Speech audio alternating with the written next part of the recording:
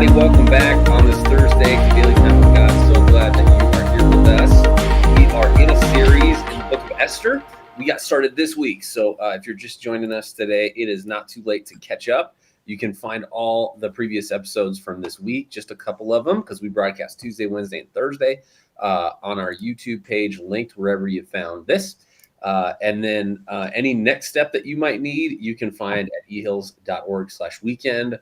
Right there, like Cultivate coming up here real soon, right, Lisa? Yep. Sunday morning, 9 a.m. If you haven't done it, we would love for you to join us. It's going to be great. A great next step to help you grow. Yeah. So if you're looking for a way to grow spiritually, whether you've been following God for a long time or maybe even just really, really recently, and you're wondering, how do I grow spiritually? Cultivate is kind of a one-size-fits-all sort of entry into what spiritual growth can look like for you here at Eastern Hills. And then ladies, just a reminder, there's a link in here for where to go. Nourish right there. Just check it out. Boom. It's available. So I am going with our family today to Great Wolf Lodge, so you can pray for me. I don't like a lot of loud noises or being in crowds. And Great Wolf Lodge is that. And then you get to add the fun thing where you're like constantly living in hypervigilance, making sure your kids don't drown. So it's basically my favorite.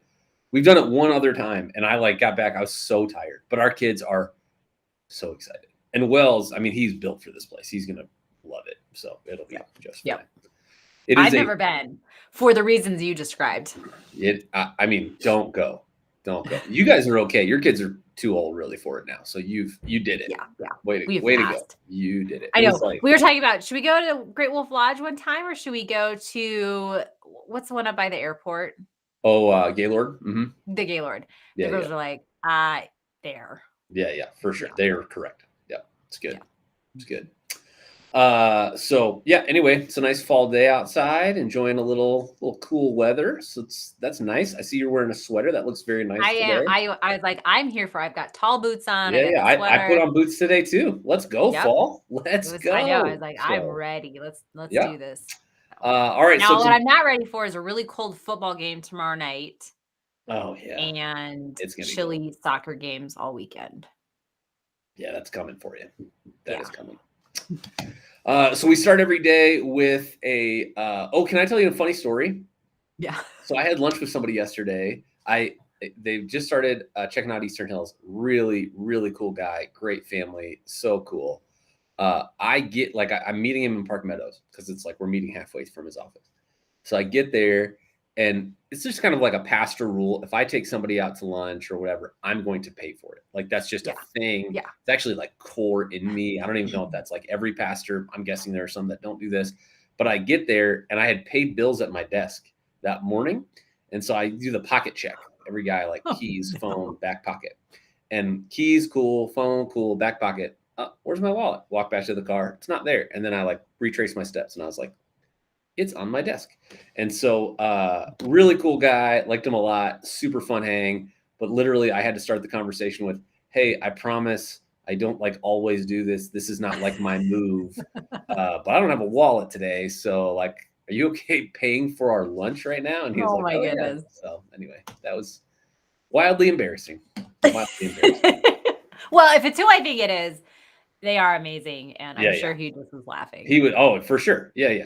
I mean, I was like, it just means we'll have to go out to lunch again, and I will pay this next time. So. Yes. Next time you got to go to Elway's or something. Yeah, well, and we were at Yard House, which is pretty low brow, No. And so you weren't at Mad Greens. Yeah. I mean, honestly, if we were at Mad Greens or something, I maybe could have used Apple Pay. And they had the little thing on the table that you pay with, but they didn't have, you don't pay with it. It's just an information thing there. Oh, got it. And so I was like, that's not helpful. And so we made it through, but yeah, I'm guessing next time I'm going to be putting some real money up. So, all right. So we start every day with a question. Today, our question is, have you ever been given a random act of kindness, Lisa? Yes, on both sides. So we have some incredible neighbors, and I actually was sick with pneumonia. They didn't know that. This was a couple years ago. And it was when we were getting just snowstorm after snowstorm after snowstorm. And one morning I got up and I was like, oh my goodness, I'm going to have to shovel and I can hardly breathe. and he was already outside plowing our, usually he'll do our sidewalks because he gets irritated, but he did our sidewalks and then he came all the way up the driveway and just did the whole driveway. And I texted his mom or his wife and I was like, thank you so much. You guys have no idea what a gift that That's was for awesome. me today. That's So so that's cool. one of the really special ones. And then we love to bake cinnamon rolls for people. And we know that one of our friends, they really, really like them. So for several years, we would bring cinnamon rolls Christmas Eve so Oh, that they nice. would have them Christmas morning. Is that gluten-free cinnamon rolls? No, I can make them and can't eat them, and they are amazing. That sucks. Yeah. That's so hard. Yeah. Well, It's yeah, fine. I can enjoy the smells. that's good. Yeah, Alyssa's really good at that, where she'll like make, extra of whatever bread, baked things, whatever, and then go give it to neighbors, and then those neighbors are like, "Oh my gosh, this is incredible! Please always give us these things," Yeah. So, and then my joke is always like, "Alyssa actually doesn't make those. I do, but I let her take credit." And Yeah. they laugh. She needs something in her life, right? Yeah, absolutely. Yep. And then probably the biggest like random act of kindness in my life that like actually changed my life is I went to a college that's tuition paid. And so if you go to Moody Bible Institute downtown Chicago, donors from around the world that want to support people going into ministry pay at the time it was like $21,000 a year for you to go. I never met the donors that were directly responsible for me. They just gave. And so that's why I'm here now. Pretty cool. Well, that was what I was going to ask you. So was it like a one-to-one almost, or, where, so as many? Mm-hmm. Yeah. Yep. Were you assigned names though? Or like, were they assigned names of students like that they were praying for already? Oh, so it just goes into a big pot. But it goes into a big pot. Got it. Yep. So pretty cool. Yeah, that's cool. All right, let's see what some of our friends have here. Linda and Steve, good morning. Good to see you. Pam, welcome. Good to see you. Ben, good chilly morning. It really is. It really is. I love this time of the year where it's like kind of cool in the morning and then it warms up in the afternoon. It's like you get fall and spring every day. Yeah. Liz, good morning. I love paying for a coffee for a person behind me in the line at Starbucks. Who doesn't love free coffee? For sure. Yeah. Right. And what's cool about it, especially if you're in like the drive-through, right, is that they have no idea you're gone by the time it gets up there. Whereas, anytime that you try to do that for somebody like in a restaurant, they're like all of a sudden looking around trying to find you. So, Pam, yes to both recipient and giver of kindness. One very heartfelt one, church men's group had a caravan of cars and trucks and moved me to new house in 2017. That's awesome. That's so cool. That's really cool. Great Wolf Lodge is fun, but I totally get the overwhelm. The arcade there is way too much for me. I get so overloaded in there. Yes, absolutely. It's just like, can I wear headphones? Do you think Alyssa would let me wear headphones while we were there? Yeah. Yeah. Just do it. That's what Kelvin does on our staff. Yeah. His wife gave him noise canceling headphones for his birthday. And he's like, she's the best wife ever. And this is the best gift ever. He's like, I just put them on. My kids are talking. I have no idea what they're saying. I just carry on. That seems like that might come back to right. I know. You would Julie, try good it. morning. Good to see you. Kathleen, welcome. Once our pastor was in a restaurant with a couple of his guys and he saw our group of 4 gals having lunch and he picked up the tab. I've given aid anonymously and it will stay that way. That's great. That's really fun. Leslie, morning, paying for someone's coffee or meal in a drive-thru. I've done both and received both. Very nice. Ben, when we first moved into our house, one of our neighbors shoveled our driveway several times. It's a huge help. Huge help. Ron, good morning. Yes, many times. I snowblow many driveways a few years ago, and I hate snow, plus other things both ways for sure. That's great. Lisa's cinnamon rolls are so delicious. I've never had them, so I mean, I'm not saying I feel left out, but I've been left out. Tex, good morning. Good to see you. Tex gave me a study Bible. Way to go, Tex. Look at that. That's awesome. Little act of kindness right here on the thread. Over on YouTube, Robert, happy fall weather. The pumpkin spice must flow.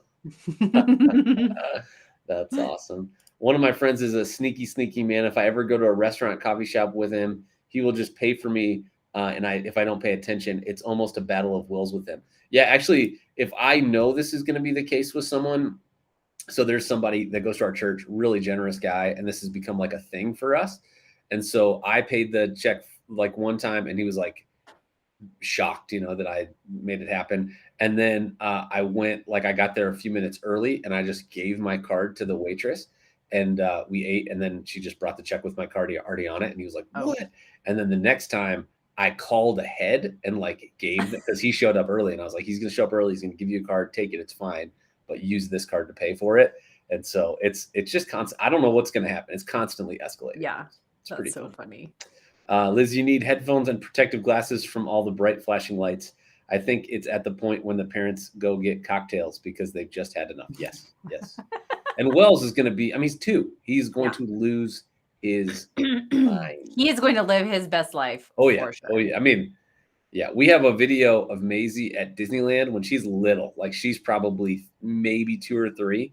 And it's just a real cute video. It's at the end of the day. We've been at Disneyland all day, and she's at the, we're in like a little two bed motel thing, and she's just at the end of the bed on the carpet with a pacifier in, just going woo, woo, like running in circles, and like, you are sugared and Disneyed out of your mind right now, kid. She crashed hard.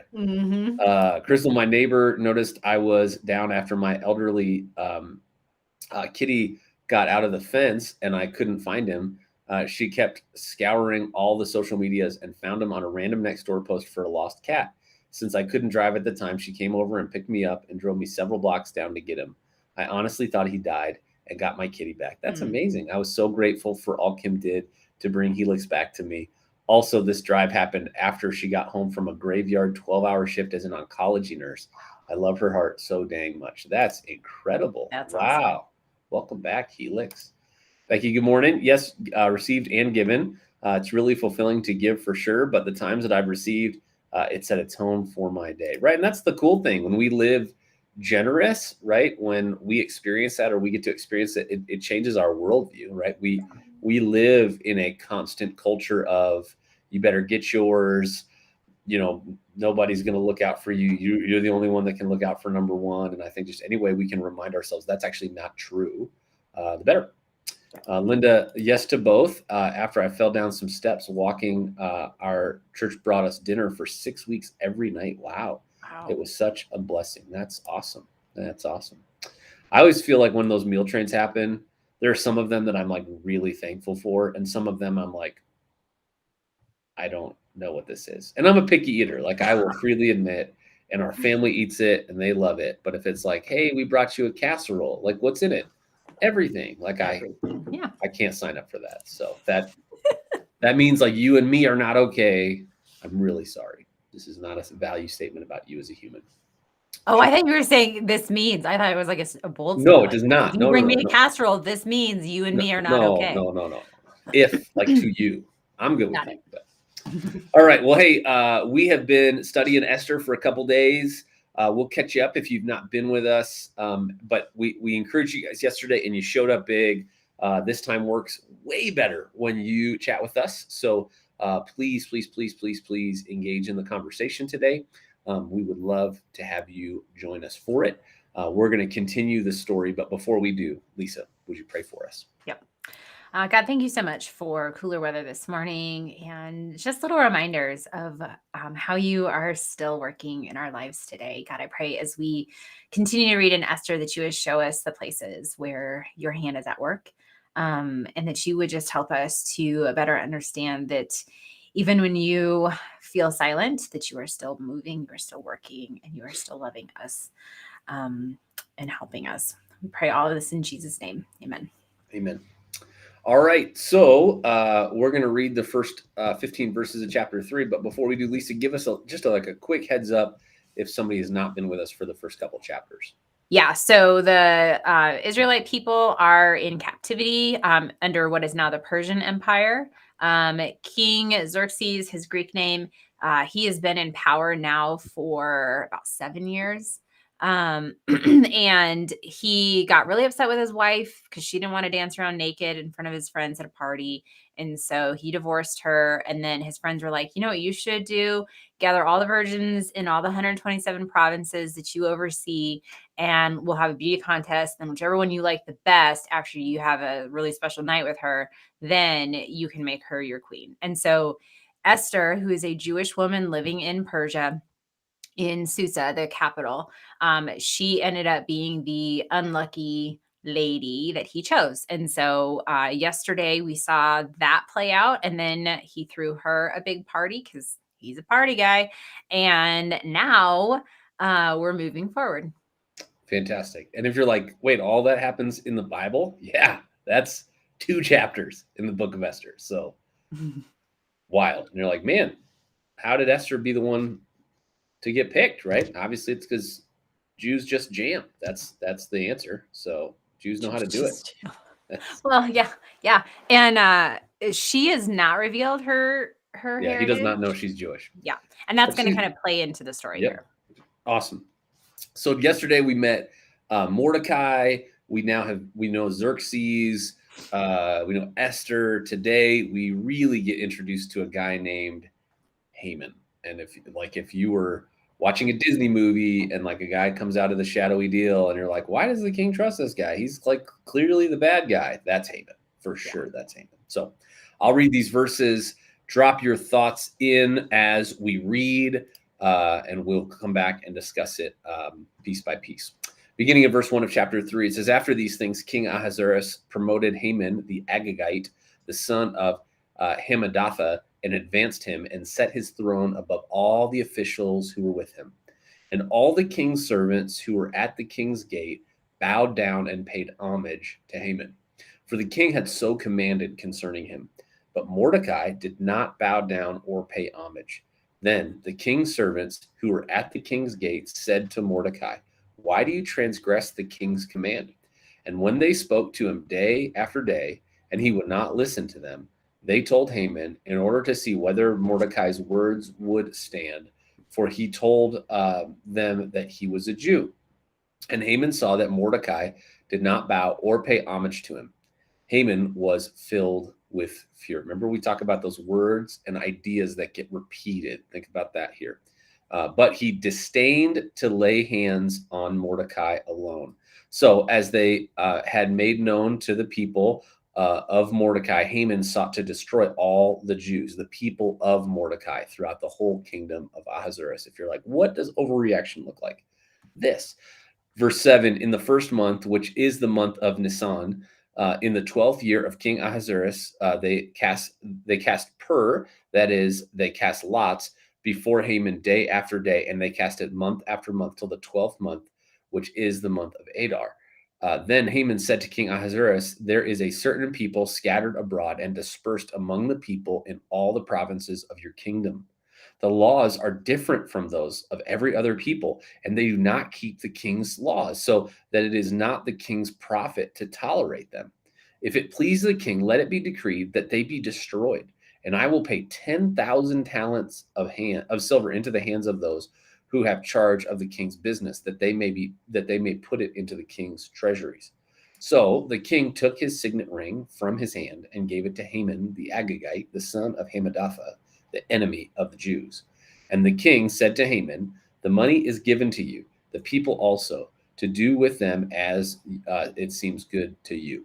Then the king's scribes were summoned on the 13th day of the first month, and an edict, according to all that Haman commanded, was written to the king's satraps, to the governors over all the provinces, remember 127, and to the officials of all the peoples, to every province in its own script, and every people in its own language. Remember that repeated thing we talked about? It was written in the name of King Ahasuerus and sealed with the king's signet ring.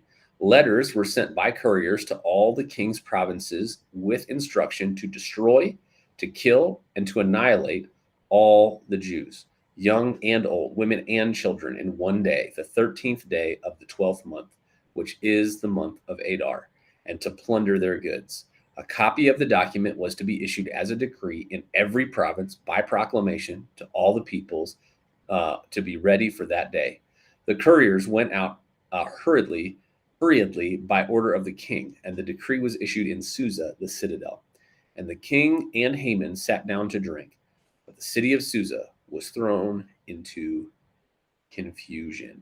So, obviously, when we start reading this passage, in the words of Anchorman, things escalated quickly, right? There's there's a power vacuum that's been created, and we get to see Haman sort of step into that power vacuum. And if you're like, what does it look like when someone doesn't understand that we lead through influence, we lead through service, but instead it's that we lead through formal authority, through titles? That's really Haman. And so when we look at kind of context, we've talked about the story arc before and what's taking place. What stands out to you, Lisa, about some of the context here and some of the tension that gets introduced early on in these verses? Yeah, well, one of the things I think is interesting. So after these things, we're looking back at yesterday, the party that the king threw for Esther, and it was a big party, right? Remember, he canceled the taxes for a little bit of time for everybody, and then he actually gave people what they would need so that they could celebrate his new queen and all the things. So, we see this generosity on the one side because it would benefit him in the end. But that was in the 7th year of King Xerxes' reign here. We move forward here. It says after these things, da, da, da, da, da, and then we're going to see a little bit further down in the 12th year. So 4 to 5 years have passed. I would say 4 years when we hop in here with this first scene with Haman. 5 years by the time the edict is actually written, because it took a minute to cast lots and kind of figure out what was going on. So here we see, so that's the timeline. So time has passed. The other thing is here, it says Haman the Agagite. And anytime they're described by where they came from, it should cause us to pause for a minute and be like, who's that? Or what does that mean? Or why is that significant? So I did a little digging into that. And the Agagites were an ancient, descendant of Agag, who was the king of the Amalekites. This is an ancient enemy of Israel. And if you're like, who was Agag? Well, he got in a big to do with King Saul, who is Mordecai's relative. So they're like, I don't know if anyone cares. But you've got Haman, who came from Agag. You've got Mordecai, who comes from Saul. And Saul and Agag, they had problems, and Saul defeated him.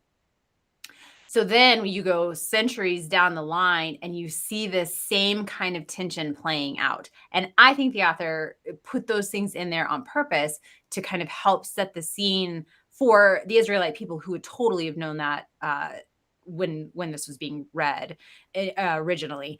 This idea that, hey, this was like centuries and centuries and centuries of tension between these two peoples. Well, when we talk about what is cultural bias, right? Like this is that. Like there's cultural bias that's being, and again, we talked about this. Like Mordecai and Esther are not perfect in this story. There is moral ambiguity. There are challenges. We'll talk about it when we talk about Mordecai not bowing down. Like Mordecai could have bowed down. Like that was not going to. This situation was sort of self-inflicted, right? And so God used it, which is we're so glad for. But I think sometimes I hear like, well, I don't think there's any bias in like today's world, and I'm like, that's insane. Of course, there's bias on every level. There's economic bias, there's racial bias, there's bias everywhere. We all live with bias. There's geographic bias, there's sports team bias. Like, of course there is. And here we have like, century after century of it being propagated. And I think there is this like very real thing that we need to be able to look at and go, man, let's make sure we don't live as though we have no presuppositions or bias. Because if we don't name them, if we don't actually think about and articulate them, what will often happen is we make decisions based on them that are not great decisions. And yes, I have a great Wolf Lodge bias, Ben, that it's terrible. So Ben, by the way, Gracie, Ben's wife, says, now I'll think of Jafar when I read about Haman. Awesome. That's exactly who I thought of when you said 100%. Yes, exactly. Yeah, we should put his picture on this page. Could it be Esther did not have the impact on the king like Mordecai thought would happen? I mean, possible. I think one of the hard things that you even see in chapter 1 is once the honeymoon period has worn off for a new queen, we don't even really know how much time they spent together. Like, she probably had her own chambers. because the king is pretty regularly sleeping with concubines from his harem. And so that's weird, right? And so, how much influence was really possible. And then you had Xerxes, the king, with his own set of responsibilities that he needed to do. And Esther would have had a set of responsibilities as the queen that she had to do. Like they both had full time jobs. They probably weren't sleeping in the same room most nights. So I think even just how much influence was really possible. So, well, and up until this point, there was really no reason for Esther to have any influence on the king. There was no reason that Mordecai, I don't think, would have been like, "Oh, you've got a great position to get in the ear of the king." I think they were probably mourning more than anything, right? Mourning that this is the reality of their life. for sure. Yep. So obviously things kind of hit a fever pitch.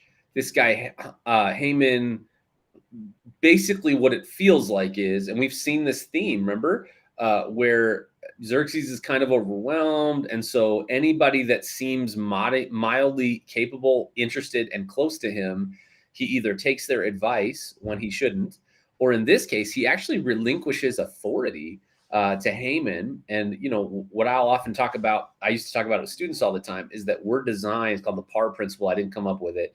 We're designed to have equal parts privilege, accountability, and responsibility.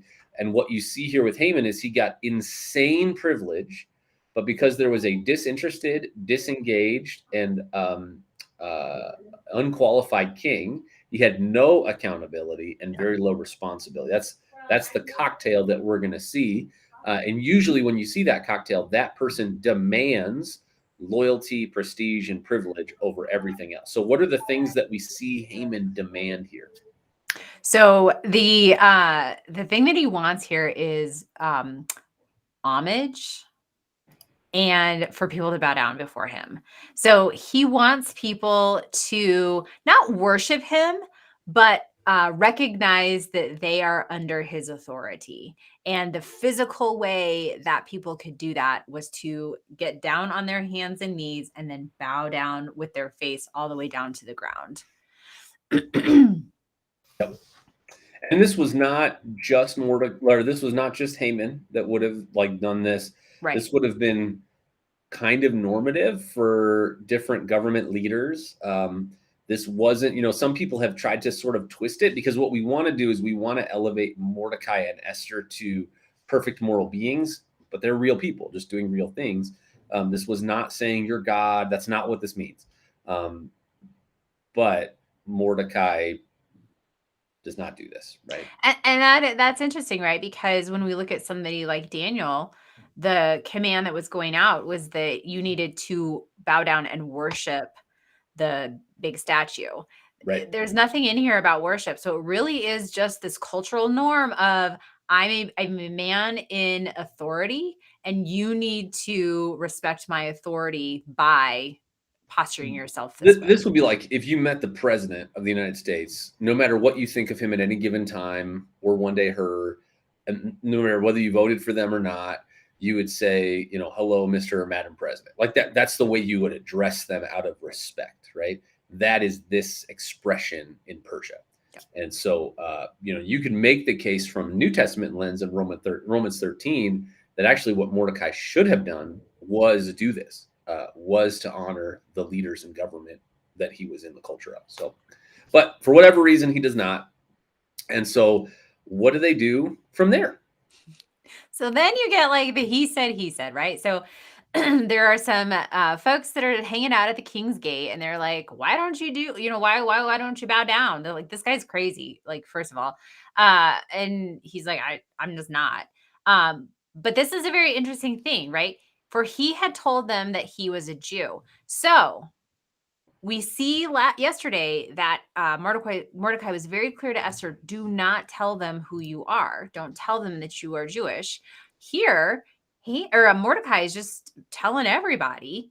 And so then it gets lumped into this part for the whole fallacy that we've talked about before, that if one Jewish guy isn't going to bow down, then potentially all Jewish people won't bow down. And so when Haman gets word of it, he is livid. Which, He's like, so even angry. the language of it is crazy. Not just like the part for the whole fallacy, which is exactly what they were concerned about in chapter 1 just a couple of days ago with all women, right? Because like they were like, well, if Vashti isn't willing to come parade around naked while we're all drunk, what that means is that there's going to be a female uprising in the kingdom. We better put this thing out.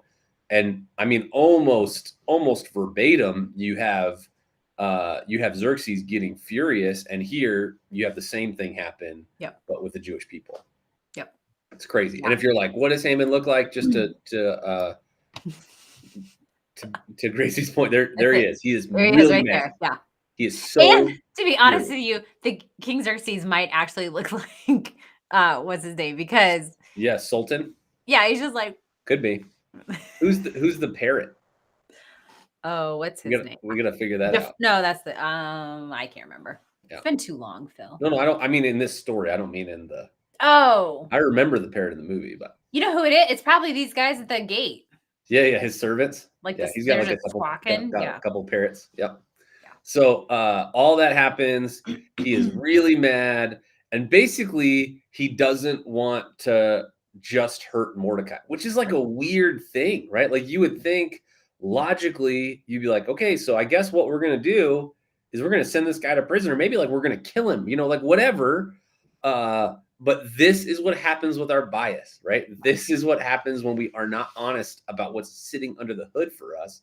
Now, all of a sudden he goes, well, if he's like this, then everyone like him must be like this. Right. That's what tribalism does. That's what bias does. That's what extremism does. That's what is happening right now in our world, and so this feels incredibly relevant. And so Haman has a plan. What's his plan to solve this problem? Yep. So he's going to destroy all of the Jewish people, right, in the 127 provinces that King Ahasuerus rules over. I mean, that's insane. Insane. It is an insane plan. And then we get into this, and it's like, so in the first month, so this would have been during Passover. So while the Jewish people are celebrating and thanking God for the way that he delivered them from captivity before, I'm sure praying and trusting God that he will deliver them from captivity now. While they're doing that, Haman and King Xerxes are planning their demise. And I think, what feels crazy in the middle of this, right, is like if you think about this in modern day terms, like you go to Starbucks today, you get a drink and they like mess up your drink order, and you're like, I'm really mad at that barista. And you're like, you know what I'm going to do? I'm going to blow up all the coffee shops in America. And you're like, I think maybe you got some stuff you need to like look at, bro. Like, I'm not sure.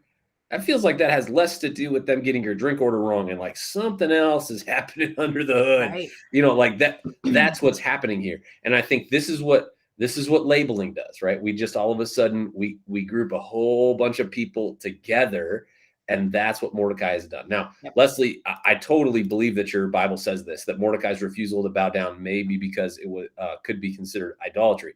Sure, it could have been, but it would have been extremely normative in the culture. Like there were ways where Mordecai didn't. It was not the same thing as Daniel. It was not worship a golden image. It was not here's a different religion. Actually, what was very unique about Persia was they let God's people actually continue to openly and publicly celebrate and follow the practices of their faith, which usually when Jews were outside of their land, if they did it largely underground. So it feels like it could have been this for sure. It could have been. But I think that the author would have called it out more significantly. Becky, I can see how this might be the case. I mean, look at what God has done and allowed to happen because Israel hasn't done as he asked them to do, even when it was hard, right? And I mean, you see how God, even now, thousands of years later, is using the church in spite of ourselves and using Israel in spite of themselves, right? Like, this is the pattern. We're going to do a series leading up to Christmas about how we kind of deify all these people in the lineage of Jesus. And God used all of them, but they were all like pretty broken, messed up people because they were just people, And the really good news of that is that means that God can use you. That means that God can use me. It means that even when we fail, even when we mess up, God's not done with us. That's really good news. Well, and one of the things that we see here with Haman is his level of insecurity. Right. He could not handle that the one guy is not bowing down to him. And out of his insecurity, then he acts this crazy way and out of fear, right? That's insecurity leads us to fear. And then when we act out of fear, we do crazy things. Yeah, absolutely. Ben, these guys are arguing about who kneels to whom, and I'm fighting with my toddler about juice allotment, right? And just think of how irrational you'd be if you were like, you know what? I'm going to blow up all the juice factories. I'm just done with this conversation. It's Or wipe out all the toddlers, right? Like, well, then let's we can't handle this. Yep. Like, I'm just saying that. By the way, Ben, are you speaking at the harbor this week? Let me know. I want to pump that if you are. If you guys don't go to the harbor, if you're guys and you don't go to the harbor on Friday mornings, you should go. It's at 6:30 in the morning. But there's coffee and some donuts there and some really good dudes. And I think Ben is speaking. And Ben, I've been in the harbor for, I don't know, a few years now. I just attend it. And Ben gave a talk that is still like probably top 3 talks for me that I've ever heard at like a men's gathering like that. It was amazing. He is speaking. So if you're interested, check it out. It's great. All right. So all that's happening, right? And then there's this kind of description of the month, and hey, we're casting lots, right? There's a feast of Pur that the Jewish people, Orthodox Jewish people, still celebrate today, and it's about how God shows up in this time, as we're going to continue to see. And so, but like, talk a little bit about this deal that Haman and the king make together. Yeah. So Haman goes to him and he's like, oh man, you know what? I don't know if you know this, but there's a people that you are over and they've got their own rules. They don't follow your laws and it's not good for your kingdom and for you even as the king to continue to tolerate this kind of behavior. And so if it's okay with you, I can handle this. I don't need anything from you really, but if it's okay with you, I'm just going to destroy them all. And then I'll actually pay you. And the crazy thing here, you guys, 10,000 talents of silver is 12 million ounces of silver. It's 75 pounds. So, like, you look at that today and you're like, holy smokes, that's a lot. You think of it back then, and it would have just been an absorbent amount. And so he's like, listen, I don't need you to do anything. Just give me the ring thing and I'll get it all done. But if I can get your okay on this, I'm going to fund it and then I'll just carry it out. You can just sit back and relax. And And literally, the this king is is like, okay, sounds good. that sounds good. I got some harem ladies to go see, like you his puppet master, right? Who's Haman at this point? He's like, right. Which yeah, I mean, nod your head Jafar, because right? that's what, That's or like Jafar, right? He's yeah. like making the crazy Yeah, he's eyes like, with a I'll make snake this and all the decision for things. you. Don't worry, I got it. Yep. Yeah, yeah, And so, I mean, the signet ring that we see here, this would be like somebody in authority today giving someone else like their auto pen, like yep, signing authority for their decision making. That's what the signet ring was about. yep, And so now Haman could make decisions essentially like the king. And it really had nothing to do with how good Haman was doing. Like he hadn't been doing it that long. It had more to do with the fact that what what we see Xerxes mostly interested in as a king is comfort and yep. ease. And if we're not careful, those are the things we drift towards as well. We'd rather just kind of sit back, right? Watch the show you want to watch the game you want to watch, sip the wine you want to sip, just relax, just chill, right? But God had given Xerxes a responsibility, even as a unbelieving king. God's sovereign over all of it, and here he is, kind of shirking that into the hands of someone who is clearly against the Jews. So, Right. And just to kind of paint a broad picture here, we've talked about King David before. When King David shirked his responsibilities, he ended up on the rooftop when he was supposed to be leading his people in war. right, And his eyeballs got so distracted by what he was checking out that he ended up having an adulterous relation, raping a woman, having an adulterous relationship with one of his trusted military leaders, and then killing him to cover it all up. Yep. Yep. Yeah, there's like kind of a pastor line that if the devil can't make you bad, he'll make you busy. I think it's also true that if the devil can't make you bad, sometimes he'll make you bored. Hmm. And I think Hmm. like we're not really designed to do either one of those things. Like, Right. what does it mean to walk in faithfulness, abiding and staying connected to Jesus with healthy Yeah. rhythms of work and play and rest? And I think sometimes all of us trend, right? If you think about those three categories, work, play, and rest, we all trend towards liking one of those more than the other. And so allegedly, Lisa and I would probably be like the people that might trend towards more work, right? More work than is Oh, I thought you healthy. were going to say play. Right, right. More work than is healthy, whatever. And then, like, if Kendall was here, he would fully self-acknowledge he's like the I'm going to trend towards play. What's the next thing, right? Enneagram 7 guy. And then there are some people that are just like, I just want to chill. I could sleep till noon. I could nap every day, right? But what does it look like for us to live in healthy rhythm, even though we may individually have a propensity Yeah. towards Well, one? and I think what we saw in the United States over the last couple of years is 2019. We were distracted by being busy. Yes. 2020, we were bored. Yeah. And so what do we do in our boredom? Well, we acted out in other ways. And so I think Did it's we? really interesting, just if you look at 2019 to 2020, how busy and bored end up really Pendulum swung hard yeah. for sure. Yeah. Yeah. So all this happens. The scribes are like, all right, let's do it. And so then they make this edict. And if you go back to chapter 1, Yep. there is very intentional parallelism here Yep. that the author is trying to communicate. In chapter 1, it was responding to Vashti's unwillingness to parade around naked in front of Xerxes and his drunken buddies at the end of 6 months of partying. And they write essentially this veto proof edict that's going to go out. And here again, like it's hard to put it in terms now, right? Because we'd be like, well, the Supreme Court could overrule it, but like that's not the way it worked in Persia. And honestly, it's not the way it worked Nope. in most of the ancient Middle East.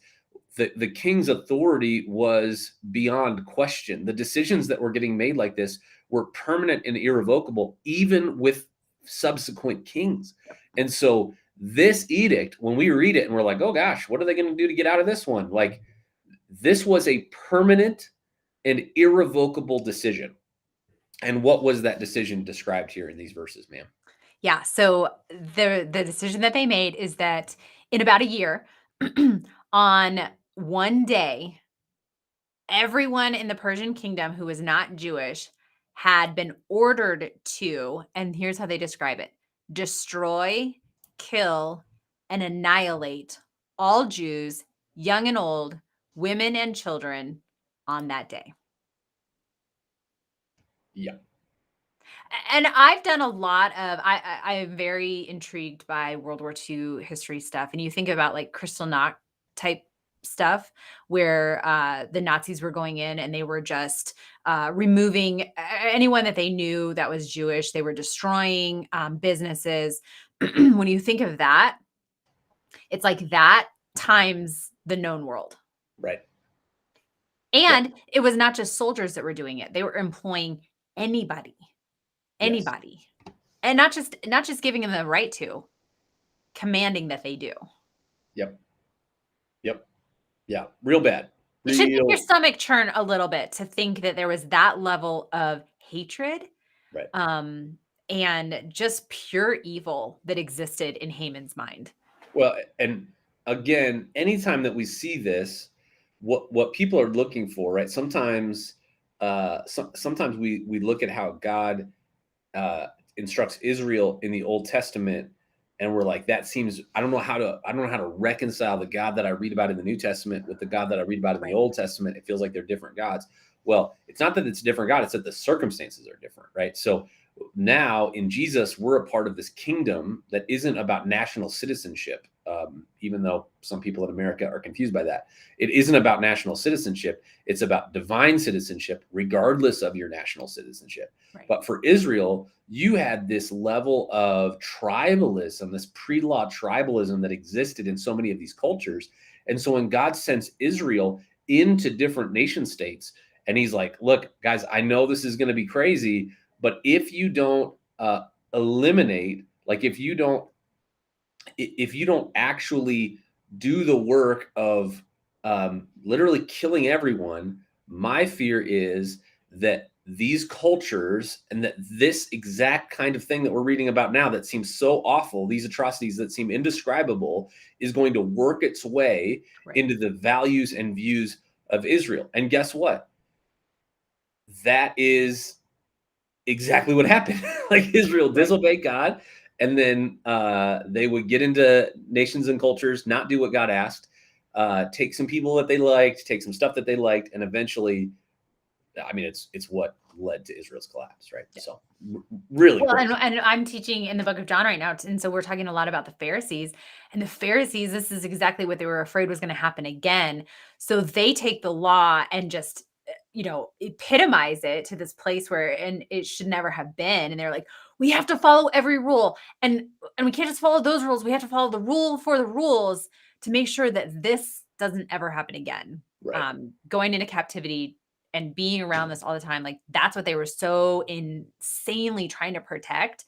And in the meantime, like they miss the bigger picture of everything. So I just think it's just really interesting when you dive in a little deeper, because we do, right? We see God's hand at work here in ways that we wouldn't expect it, I Yeah. think. Yeah. Yeah, for sure. Becky, it seems to me that King Ahasuerus has a track record of poor decision making and lack of boundaries with the people underneath him. Lather, rinse, and repeat. It gives me so much hope to see God use this chaos and these broken people for good. Absolutely, right? Like you think our political moment is crazy? Woo! Yikes! Wow. Yeah. Leslie, I just wonder, how are his people feeling if the king can make such a command against the Jews? Then what's to stop him from coming for you? How could they trust him? Yeah, I think that's totally true. Like that you were living in this kind of constant fear that this could get targeted towards you as well. That, I mean, and in some ways, that's probably what motivated people to do it, to be obedient to it, because they were like, well, if we don't do this, maybe he's going to target us. And it's like, I mean, maybe, but doesn't that seem crazy that you're willing to like do this nuts? I mean, you're going to go kill Jewish women and children? Like you're like, I don't want him to ever do this to me, so I guess I need to go do what he's telling me to do. That's Right. the insanity of the moment. It's crazy. All right, so then we kind of finish right with the like verbatim language from chapter 1 of how this decree was offered. It was offered in a way that all the provinces got it. They all got it exactly in a way that they would have been able to understand it. And it was issued, remember, order of the king, signet ring of Xerxes given to Haman. And so he's like, hey, thanks so much, Haman. I'm so glad, Xerxes, I'm so glad that you let me have this, right? I got you. All that's taking place, and it's issued from Susa, right? So this is like the president issues it from Washington, D.C. to every state in the dialect of that culture. Like that's, and what it did, it says, is the king and Haman were like, all right, let's go drink some whiskey. And the city of Susa was thrown into confusion, right? Because this is now the second time they're like, hey, the first time your wife wouldn't prance around naked, and they don't know that. They don't, there's probably rumors and stuff, but all of a sudden there's just like this weird out of nowhere decree from a personal grudge about all women. And now they have no idea about this Mordecai thing. There's just like this weird out of nowhere thing against all Jews. Like, of course that's going to throw them into confusion. Right. They have no context. So Well, and you almost sense here, like, was the anti-Semitism felt just by those in power, which is kind of how it feels, as opposed to just the regular people in Susa who are like, wait, but I like my neighbors. right. This is totally fine. We're just all trying to make it together. So you can sense this kind of like, I don't know. I Know would about that. say I think that there was almost always tension Sure. when Jewish people lived among those who were not Jewish in the ancient world, because there were these practices that God had given his people that we're different, right? So Sure. anytime somebody is different than us and lives different than us, it automatically, if we're not careful, creates suspicion in us towards those people. And then in addition to that, one of the key principles, right? We've talked about this before. The Jewish people at the time lived with three categories of law. There was moral law, ceremonial law, and civil law. Civil law in this moment would have been suspended because they're not living within Israeli nationality, like they're not in an Israelite nation. And then moral law, they're still abiding by, even though the people around them aren't. So that looks funny. And then what we think about as cleansing law or ceremonial law, actually at the time, God was using to keep them healthy, right? So when you think about some of the dietary stuff, some of the cleansing practices, God actually used those things. People now look at it and they go, oh, well, yeah, those were things that set Israel apart because they were avoiding diseases that other people weren't avoiding. And so I'm sure that there was this suspicion of like, hey, those people live different. That maybe they felt like kind of judged by them, and like they seem healthier. They're not getting sick as much as we are. And so I do think there was this like, what is happening? What's underneath that? So I think this sort of like populistic racism towards Jewish people, unfortunately, was pretty universal, and unfortunately can still be today. Yeah. So yeah, that's good. Ron, I can't imagine killing anyone, maybe men in war, though women and children sounds I mean, it's unthinkable, right? It's absolutely unthinkable. And you think about the level of not just personal depravity that one person would be willing to do this, but like that you would have a conversation like, hey guys, let's have a quick neighbor meetup. Let's talk about what's the plan. How are we going to go around and kill household to household all the Jewish people on that day that we're supposed to do it? Well, and the other crazy, right? And the crazy thing is that the decree's going out and it's for a year from now because it's got to get 127 provinces around. So you think about that in Susa, like this one's coming down pretty fast. They've got an entire year where both Jews and the Persian people are like, oh, okay. Right. So they've got time to plan for how they're going to carry this out. And the Jewish people have time to think about their demise that is imminent within the year. I mean, it's nuts. Yes, absolutely. Do you think that the couriers went out with marching bands? This comment is really just an excuse for me to mention that I recently learned that new worship pastor Jackie, alongside Lisa and I, love a good old marching band. There you go. Maybe they did. Who knows? I mean, when the Bible talks about the level of depravity in us that calls evil things good and good things evil, right? This is the epitome of that. And unfortunately, I would say when I look at our cultural moment right now in America, I see a lot of that same thing where we call good things evil and evil things good. And ultimately, we have to decide, is there a moral ethic? Like, is there a standard that is not me, that lives outside of me, that I have to conform to? And unfortunately, in our moment, the answer is no. Like the moral standard you live by is entirely intrinsic. You get to decide it. And good news, it can change anytime you want. But it's tearing us apart. So, Kathleen Mordecai stood up. Shouldn't we stand up when moral laws are shredded? Christians are mocked, rights are stripped away, babies are killed in the womb. Yeah, so I would say yes, and we need to determine what it means for us to stand up. What does it mean for our voices to have real, meaningful weight and not to simply be manipulated, right? I think sometimes the system that we're in, we don't realize that the devil can use partisanship on both sides of the equation to keep us divided, right? So when we go, hey, convictions of Jesus are really important. And I would say the rights of the unborn, a sexual ethic that has essentially been completely deleted in our culture. God has something to say about that. He's concerned about that. I would also say when we look at how we care for the poor, how we care for the immigrant, how we think about the disenfranchised in culture, Jesus had something to say about that too. And so we've talked about this, right? That sometimes our conviction and our outrage is partisanly selective. And that's because we are being manipulated too by our flesh, by the world systems, and by the enemy who creates and manages those systems. And so, yes, conviction and compassion, but it should leave us a little politically homeless. And if our version of faith aligns entirely to an extreme political view in America right now, I would say that has less to do with your faith and more about the soul level manipulation that the enemy of your soul continues to use your flesh to enable.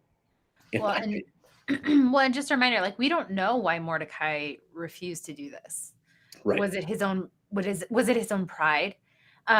There's nothing in here that leads us to believe that it had anything to do with his God, and more just to do with he just wasn't going to do it. Right. And like you said, there is a certain level of respect and honor that we should have for those who God has put in power, regardless of who it is. And I watched something last night and I was like, I can't believe that that's what we're, and so it's one of those things where it's like, what was his motivation? If his motivation was God driven, that's one thing. If it was self-driven, that's another thing. So again, like when we stand up, is it for God?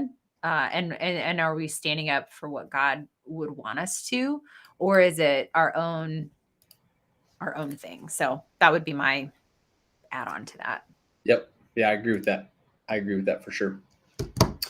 So obviously we are leaving the story today in a really difficult spot, right? What the king doesn't realize is that this queen that he loves and cares about, in whatever twisted way he loves and cares about her, is in the group of people that he just signed the death warrant for. And so you're like, we're like, uh-oh, what's going to happen? What's going to happen? Like, crisis moment. That's what's going to happen. And so we're going to see that next week together. Just so you know, right? Like we're gonna see some of these things show up this weekend in Kelsey's talk tomorrow or Saturday at 5, and Sunday at 9 and 11, and then we're gonna just keep working through verse by verse together next week, and then we'll finish it the following weekend or whatever. So would love for you to be able to be with us for it. Hopefully this has been a helpful conversation so far. Whatever we can pray for, or however you're thinking about applying this, drop this in the chat below. Lisa, how are you thinking about what maybe you can do with some of what we read today? Well, I think maybe for me today, it really is kind of looking at some of my motivations behind things that I do or refuse to do. And this isn't just politically. I think this can even be in my own home. What are the things where I'm digging my heels in just because I don't want to? And how am I refusing then to honor my family around me? Or, I think we can look at it beyond just our president or whatever. Right. Yeah. I do think our motivation is really important. Yeah. And one of the things that's so interesting about narratives, right, is that we actually don't always get all the details. And so we are left to sort of answer this question on our own a little bit, right? Like we have to navigate what does it mean in our life, like in real time, right? To be able to examine our inner world. What we often want to do is we want to blame what's happening out here. We want to point at someone or something, right? But core to Jesus' message was the things out here are actually not corrupting you. Right. What's corrupting you is on the inside. It's your flesh. And so understanding that and recognizing, hey, this is complicated. And to your question, Kathleen, like, yeah, what does it mean to stand up? Absolutely, for sure. And I think it has a lot less to do with having like a culture war. Like I'm reading a book right now. It's really helpful. And it's like, hey, we are exiles. And actually like Christians have sort of done their best work when we are cultural exiles. We are cultural exiles. And it's not something that we necessarily get to fix. Like, I don't know that there's a way we're going to fix it in our cultural moment. But we can be it in our cultural moment. Forces of good, even in a culture that's going the other way. And that has a lot to do with personal responsibility. It has to do with how we show up in relationships. And for sure, advocate. Like, hey, how are you going to vote? How are you going to advocate for different legislative agendas? For sure, like all those things, absolutely. But understanding we can very, very easily be manipulated if we try to pigeonhole this into a specific voting block. There is for sure. No political group has the moral high ground in America. None of them. They all have things that Jesus would say, hey, that's kind of, you're on the right track. And they all have things that Jesus would be like, oh, whoa, no, big no. And so understanding, I've said this before, if we don't feel a little politically homeless in America as followers of Jesus, I think our citizenship may be confused. And I have political perspectives and I vote, but I think we just need to understand, oh, how can you be a Christian and not be a liberal Democrat? How can you be a Christian and not be a conservative Republican? Like, let's be careful. Let's be careful about those things because it is more complicated than that. Oh man, Eileen's got one for us. To think of the craziness and the extreme Haman took in all this. Hold on, let me put them up for us. It all started with fury. Same in chapter 1. Xerxes became enraged, and his anger burned within him. It reminds me when Jesus says, "You have heard what it was said of old: You shall not murder, and whoever murders will be liable to judgment. But I say to you that everyone who is angry with his brother will be liable to judgment. Whoever insults his brother will be liable to the council. And whoever says, 'You fool,' will be liable to the hell of fire." I remember when I first read that passage thinking, wow, Jesus, that is harsh. But story after story, we see that murder doesn't just come out of nowhere. It starts in the heart, and it very often starts with pride and anger. And I agree, this past year, it can be characterized by a lot of people filled with pride and anger. While an entire people may not have actually been outwardly targeted for murder, there has been a lot of things like cutting people out of their lives over one belief, trying to slander and murder people's reputations, etc. When I read about Haman, I am appalled. Yeah, God reminds me the pride, insecurity, and anger in him is also in you. Ooh, jeez. Yep. The moment I think I could never do this is an open door for the enemy to take that blindness and run with it. So humbled by this, lots of hard work to do. I don't. Perfect. Sounds good. All right. That's, yep. Yeah, that's a thing for sure. Yep. I agree. Thanks. Yep. Thanks for that little truth grenade. Eileen, appreciate it. Yeah, praying for family stuff for you, for health. Yeah, that's so hard right now to figure out. Everybody's getting like the COVID test and they're like, oh, do you have COVID? Do you have a cold? Do you like it? I was talking to somebody about this yesterday and it feels like all of our immune systems are just like tapped out. So be praying for sure.